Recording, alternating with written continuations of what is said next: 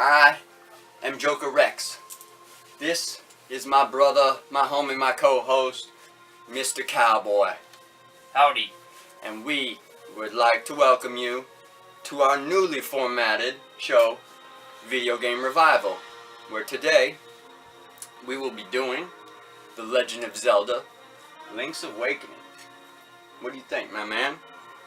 On Video Game Revival, we like to talk about games that we would like to have remade, remastered, brought back, however you want to, revive from the dead. That's why it's a revival. So that's exactly what we're trying to do here. Is we're trying to not only give people who haven't played the game information, but we also want to hopefully maybe get a couple people in the industry to take a look and say, hey, people love this, and we need to give it back to them. So that's what we're here for today. Brothers and sisters, we're here to revive The Legend of Zelda, Link's Awakening. Link's Awakening. Yes. Yeehaw! And me and my brother have played extensively. I want to say Legend of Zelda, Link's Awakening was probably, probably the third Zelda we played? Fourth Zelda. Fourth Zelda, right? I mean, we kind of did a little backwards, because on the scale, we have the Zelda Encyclopedia here, and my brother there has the Zelda artifacts, which we'll show you a couple pictures here in a second or so. Go ahead and open it. yeah, I got a bookmark for you there. But it was made. I should have wrote that down, but it really doesn't matter, man. Because it was kind of came out. It was the first Game Boy handheld Zelda, and it's really cool. Because I'll read you a couple things in the encyclopedia here about really weird kind of reasons for the game I never even knew about in the developer notes. Some of the developer notes are really cool, and there's only like 2 of them. So I'll go ahead and read them to you. One of them is a successful experiment. Link's Awakening originally started as a test to see just how much of the Legend of Zelda developers could recreate on the Game Boy, because it was not an official project at first. The developers involved gathered after hours to work on it. They said it felt like being in an after-school club, and put in self-referential jokes and ample nods to other titles during development. The director, Takashi Tezuka, said it felt like they were making a parody of The Legend of Zelda, which I could totally understand.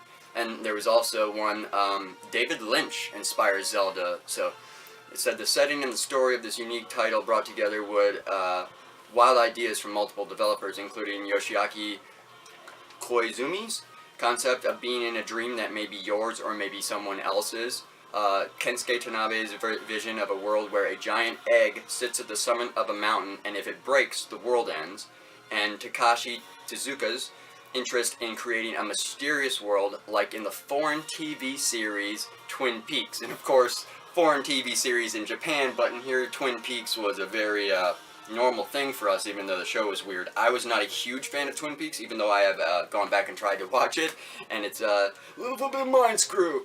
But I'm glad, and you can feel it in the game. If you've seen any of Twin Peaks, you can really feel it in Link's Awakening, that it really tries to get you like on the edge of not knowing what's going on here. And here's the artwork. We've got a couple of, right page only here. We got a couple of pages of artwork. We got we have Marin here, correct? Marin and Link after he wakes up on the beach.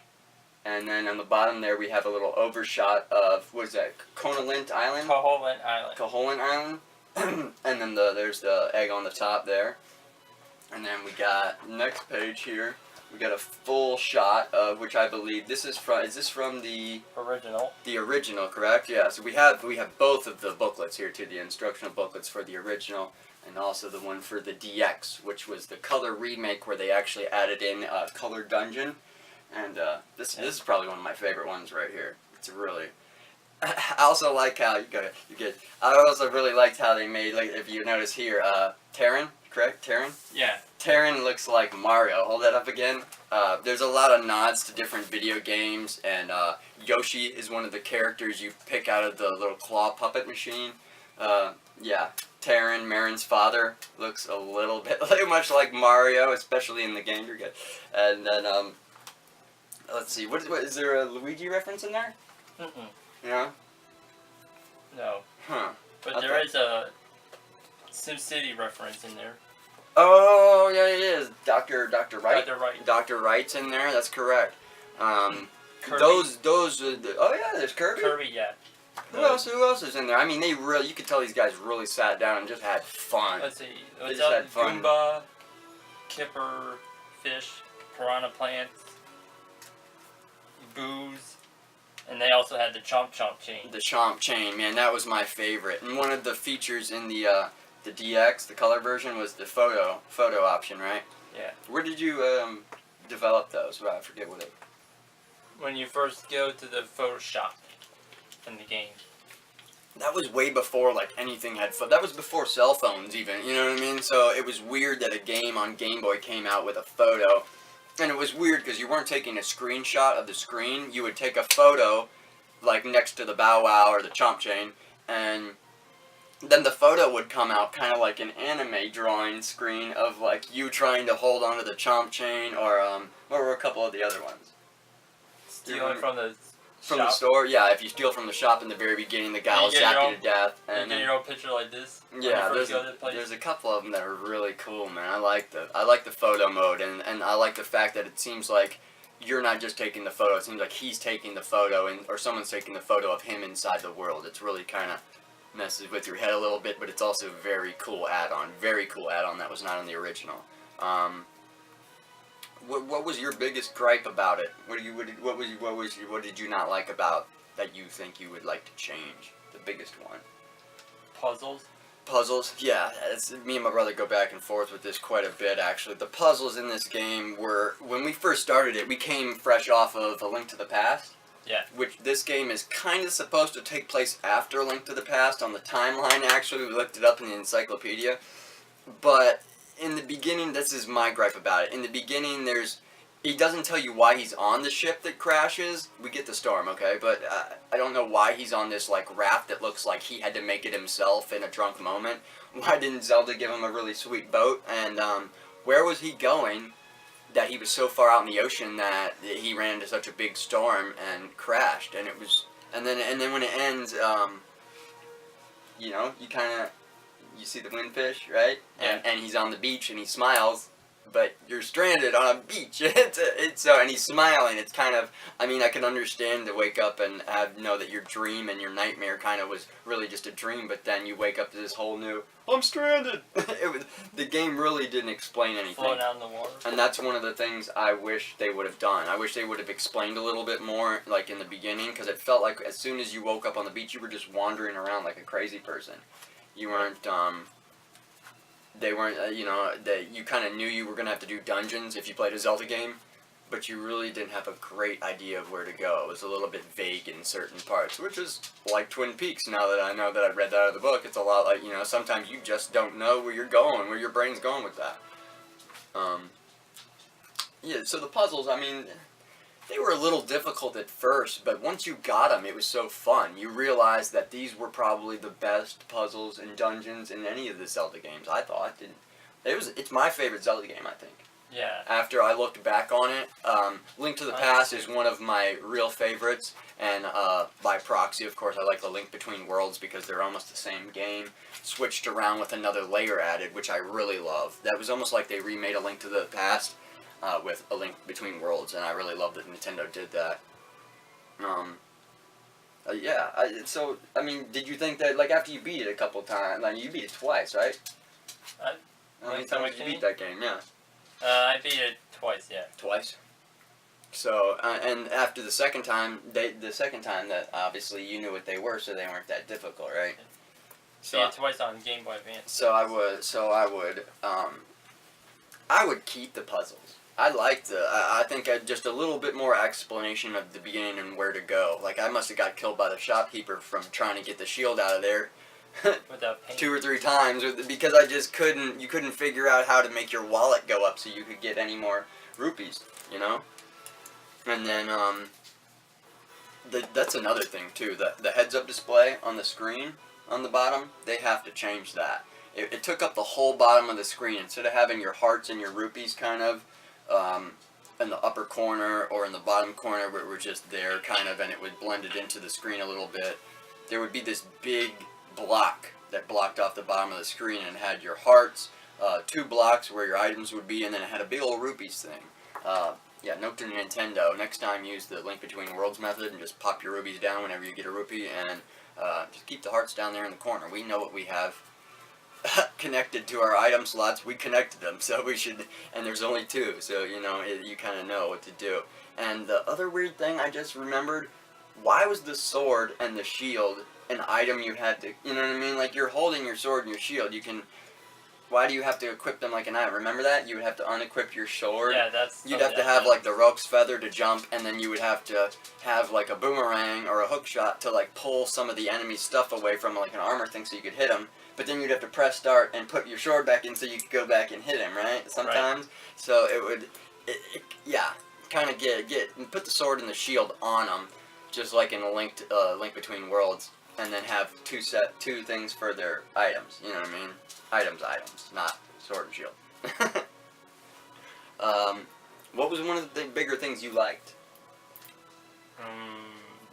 One of the bigger things I liked. I like the fact that the other video game references were great. The fact Color Dungeon? The Color Dungeon, yeah, I really liked that extra dungeon they put in the DX version. I only think I got to play a little bit of it when you got, or I might actually replay that. I forget. It's been a while, and that's why I mean, how many people have a Game Boy DX or Game Boy laying around still? I think we still do, but how good the batteries and everything will still work, or how well it'll work, is beyond me at this point. So, warps and fast travel. I know fast travel was a big thing in Link Between Worlds. They got it right. Like, you would go to the little cuckoo things, or what was it, cuckoos or roasters or whatever they were. Yeah, cuckoos. And then the little witch would come down and take you somewhere. Whereas there was only warps, right? And Link's Awakening. Yeah, warps. And where were all the warps? There was only like how many? And 4. Yeah, 4. So you got like 4 corners of a map and you get to go, and it really didn't help you out. It was almost like one of those things where you were better off like walking everywhere. Because by the time it would send you to another corner of a map, you really didn't want to be there. You wanted to be halfway, and so it was better to walk. What? Anything else? What's that you're looking at? I'm reading the prologue of this story. That shows you how Link actually is. It says from Hyrule. Right there. You decided to journey away from Hyrule. Oh, okay. So, in all my dumbness, let's see. Does the original fit the prologue? Through the fulfilled Hylian prophecy of the legendary hero and destroyed the evil tyrant Ganon, the land of Hyrule enjoyed a precarious peace. Who knows what threats may arise from Ganon's ashes? The restless people murmured as they knitted their brows and shook their heads. Ever vigilant, you decided to journey away from Hyrule on a quest for enlightenment in search of wisdom that would make you better able to withstand the next threat to your homeland. So basically you left Hyrule after beating Ganon in A Link to the Past, right? Right. So Zelda didn't give you a good ship or nothing? She sent you out on a raft into the high seas? Go on your way, Link! We don't have the coin in the coffers to help you out. That's just like, what's the one you're playing now? Wind Waker. Wind Waker. Yeah, just like, you have to meet up with the King of the Red Lions or whatever, which is like a boat with a Viking lion head on it or something like that. Like, which is the King of Hyrule. They couldn't. Oh, okay. So I've never played that one. That's pretty cool. I like that. Like, that's awesome. That's a boat for Link. But a raft? And I mean, and he was going to try to give himself more wisdom, like a Buddha Gandhi type move, man, going off like a warrior sage to go off and get smart so he could beat the next incarnation of Ganon. There's more to it too. Months of difficult travels passes after a long and fruitful voyage. You breathe deeply the sea spray from the deck of the ship that carried you home to Hyrule, but your homecoming was not to be. Oh no. Suddenly a squall struck your ship, and though you valiantly fought the waves. A lightning bolt reduced your ship to splinters. Your world faded to black as you sink into the darkness of the storm-tossed sea with the remains of your craft. But in the cold darkness of the deep, you heard a comforting voice that reminded you of home. It was the voice of Princess Zelda. "You're going to be alright," the voice said. What a relief. So she's actually like, she doesn't give you a good boat to go on. You get a raft that looks like you tied it together with some crappy rope. And then, yeah, but, and then when the storm does hit you and you almost get killed by lightning,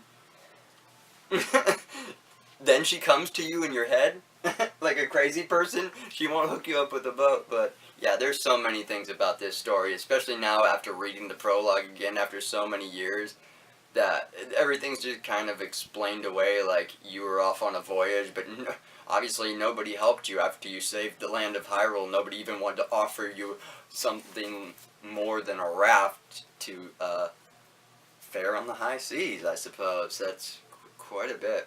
And the rest is pretty much all right. It's kind of when you meet Mirren and you open your eyes and all that kind of stuff. But I mean, that was a good find there, cowboy. Shit, man. So there is a story to the beginning, but it is not told in the game. It is only told in the instruction booklets, because when you start the game, it opens with the storm, right? And he's holding on to the raft's mast, and he's gritting his teeth, and the lightning strikes, and the screen goes, and then he wakes up on the beach with Mirren there, right? Mirren's shaking him, he's like... Yeah, and so you literally never hear any of this Zelda talking in his head. But you never... think she's Zelda, though. What? Yeah, Zelda? he wakes up really kind of like... Yeah, and then you get to see Mario, her dad, hanging out right there. That would be really creepy, man, to wake up and be, "What are you doing here, plumber?" But like mushrooms. Yeah, that's right. He sits there in the corner and eats magic mushrooms and stuff. Turns into a raccoon. Like some type of and then you hallucinate. The game has so many crazy, and they're kind of adult too if you think about magic mushrooms and the reference and stuff. I mean, it is one of my favorite Zelda games, and the fact that everybody's still playing up Breath of the Wild, we gotta stop, folks. Revive it. Link's Awakening. We don't care. We just want it. Alright? Nintendo. Get on it. Alright? Alright. This is Joker Rex. This is Cowboy. And we are here to revive your video games, folks. Have a good one. We're out.